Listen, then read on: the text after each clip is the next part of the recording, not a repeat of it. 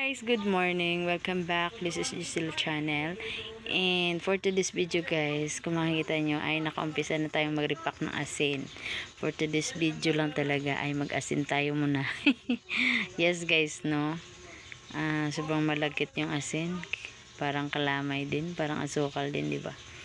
So, medyo muntik na matapos guys, no? Oo, dahil sa asin ay pait na siya. Malapit-lapit na matapos yung asin natin guys. Asin is salt and rock salt, local salt. Dito lang siya sa atin. So medyo mura sa atin dito. Nga sa 300 lang yung sako. So kung dati guys nasa 100. Yes, noong 2008 pa guys, 2010, ganun ganon. Nasa 150 pa yung sako ng asin. Minsan 100. Yes guys, no, medyo iodized na siya yung 150.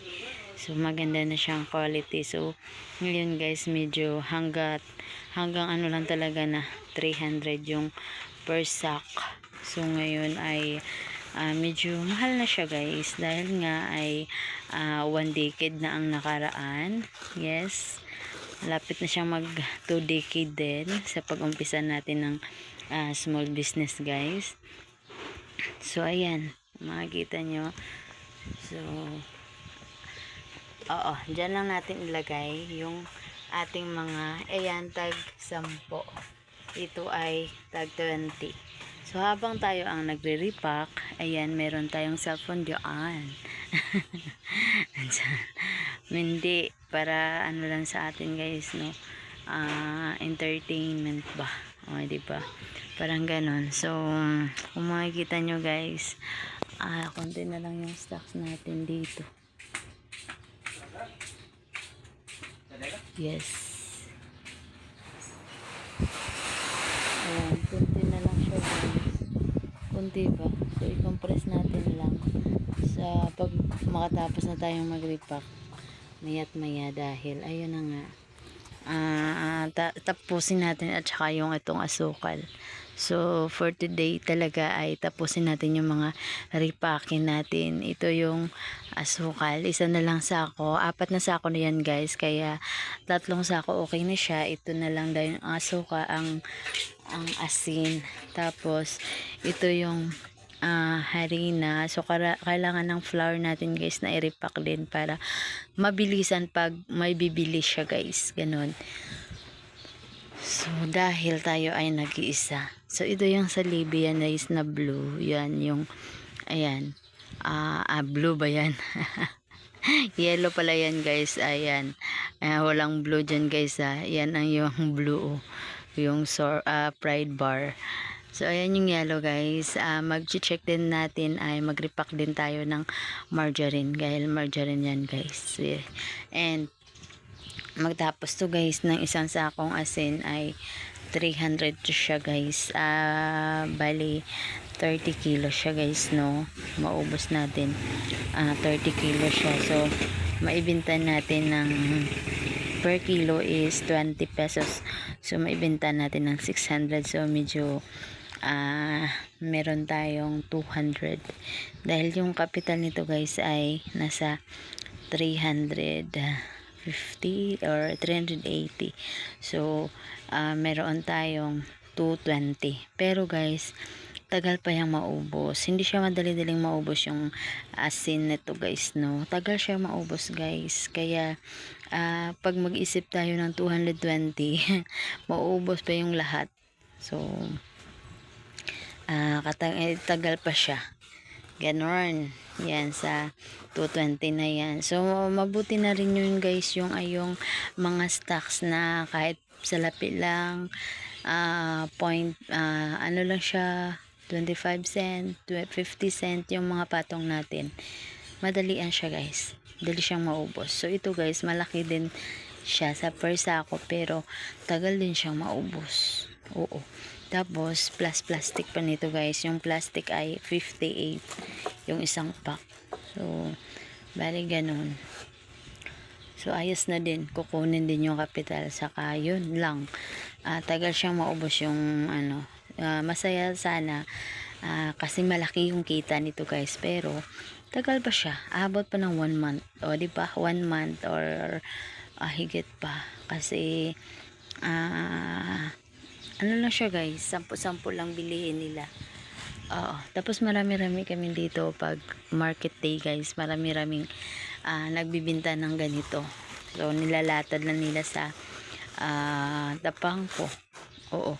Tapos yung iba tagsisampo lang yung binibili. So ganun. Sa asukal naman siya guys, medyo malaki. Konti lang. Konti lang yung sa atin dahil nasa 2.6 na ngayon yung ano.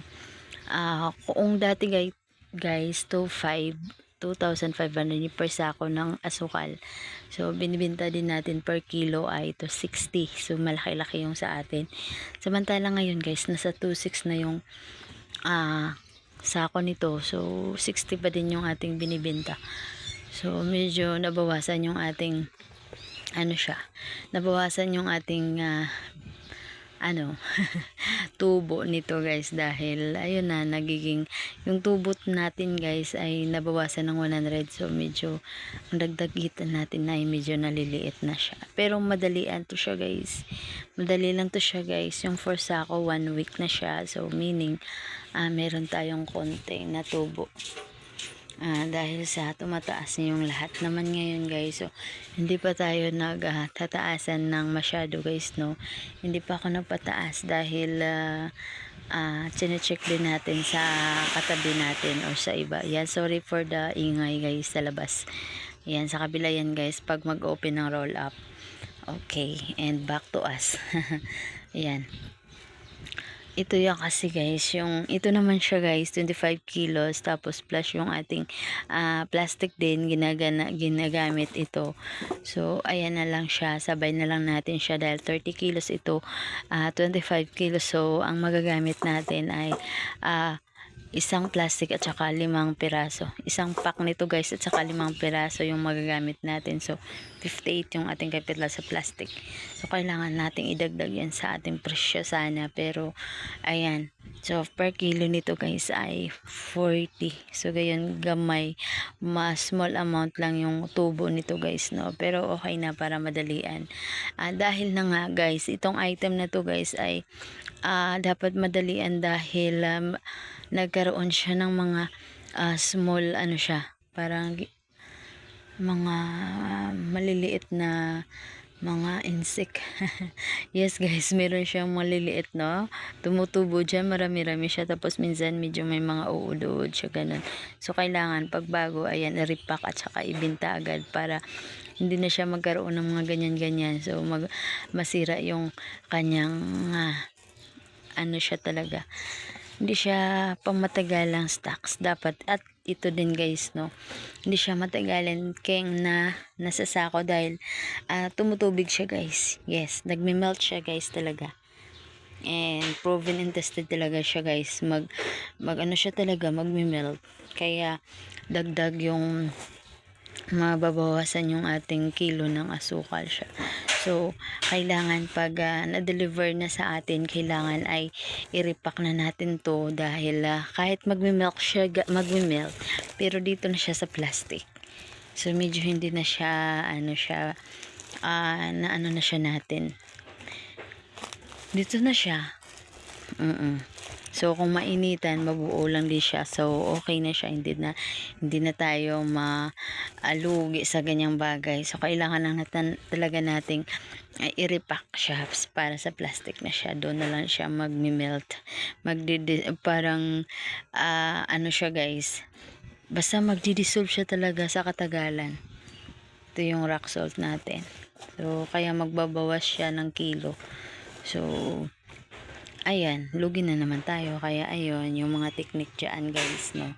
At sa asukal, okay na din siya guys, no. Hindi siya nag-melt, okay lang siya. Pero kailangan din natin, pag nabuksan na siya guys sa sako, kailangan mo na siyang ubusin talaga sa lagay sa plastic guys, no, dito pag repack, dahil sa katagalan ay makikita ng siya guys, pinupuntahan siya ng tawag nito, yung ant. yung ant guys, langgam. Yes guys, nilalanggam siya. So, hindi maganda tingnan pag maraming langgam. So, kailangan na make sure mo talaga guys na pag maripak mo na siya, pag ma-open mo na siya yung sako guys, ubusin mo na lang talaga. Kaya kung wala kang time, wag mo lang munang i-open yung sako. Yes, dahil maraming ang mga langgam dito guys. Ayan, nagmamadali lang sila agad-agad. Ayan, sinasamantala nila kung busy ka, ayun din sila pumupunta dahil sobrang sipag din nila, 'di ba? So matamis talaga. Yan, kaya pinupuntahan nila at saka yan. So mahirapan ka nang kukunin sila diyan guys sa sako. So, minsan hindi natin makikita, nalalagay natin din sa plastic, 'di ba? Kasama ng asukal. Kawawa naman yung customer, 'di ba? Maglagay ng tawag nito sa kape nila. merong langgam. Iyo, 'di ba? Ayan. Ito may mga ayun na guys, may mga kumbaga may mga disadvantage, may advantage din sa mga bagay-bagay na ginagawa natin para sa ating business, 'di ba? Ganon siya, guys. So, mega love shout out sa Teams Bueno family. Huwag kalimutang mag comment down guys para sa ating playback. Yes, and Teams Bueno family, maraming salamat. Ayan, sa mga andyan, thank you so much. Ayan, palagi po tayong wala sa premiere natin dahil panggabi and pauwi pa lang tayo and busy day. Busy palagi guys, no? But it's okay. So kaya guys, magbakas po kayo. Ayan, thank you so much. It's me, di sila laging nagsasabi, hindi tayo sikat guys, pero kailangan din nating umangat. Kaya ako ay nagre-repack ngayon para magkaroon tayo ng kita. Ayan, dahil hindi man tayo kasikatan, pero meron tayong panglamon. Diba? Ganun lang sa buhay. Kaya go lang guys ng go, OFW. Ingat po kayo palagi. Ayan. So, naway tuloy-tuloy na yung ating gasoline down. Oh yes guys, para magkaroon din tayo ng tawag nito, mag-short. Hindi na tayo siya guys magkaroon ng price increase palagi and magcha-charge kasi sa atin china-charge yung mga oil guys nila. So, meron silang percent na tinatangay sa atin. Yes guys, nakalagay talaga sa resibo natin yung surcharge for gasoline nila guys, no, for fuel nila. So sa atin china-charge, so kawawa naman. So tuloy yung ating pagre-repack sa ngayon guys, no, dahil ako ay nagdadaldal din, diba? So ito yung ginagamit natin from Shopee to guys, no. So ginagamit natin to sa ating panglipak dahil yung kinakalawang yung stainless. Hindi naman yung stainless kinakalawang. Ito mas okay to guys, no. Tapos medyo makapal siya and good talaga. Ayan, kung sa mga nito guys, gumagamit, nagre-repack din, gamit kayo nito guys. Maganda siya guys, no. Makapal siya. Oo. So, pwede dito yung asukal, harina. So, ang ginagamit ko guys, ito. At pagkatapos nito, pwede na natin hugasan. Tapos, pwede natin igamit sa asukal na naman pag mala na siya. And then, ito, pwede na din hugasan ulit para sa harina natin or flour. Okay, for today's video guys, bye! Ingat po kayo palagi guys, no? Maraming salamat!